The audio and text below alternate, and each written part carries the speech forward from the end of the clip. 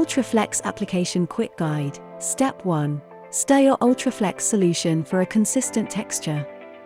Step 2. Load your roller with lots of UltraFlex solution and layer it down on the surface.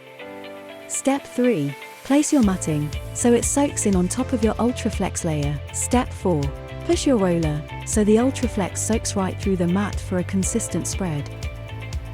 Step 5. Apply 30% more UltraFlex over the top for a final layer. Congratulations! Your surface is now waterproof. It takes 48 hours to fully dry. Adding multiple sections. Take a panel of matting and tear down one side for a frayed edge. Apply another thick layer of UltraFlex and follow the same steps as before. And that's it.